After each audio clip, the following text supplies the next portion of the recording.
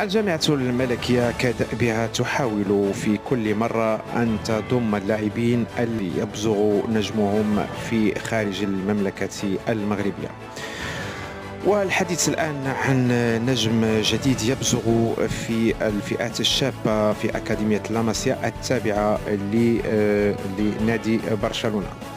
يتعلق الأمر بموهبة شابة تبلغ من العمر 13 سنة، ويعرف هذا اللاعب بإمكانياته الفنية الكبيرة حتى لقب في الأوساط الكروية وعند المتتبعين هناك بخليفة ميسي أو ميسي الجديد.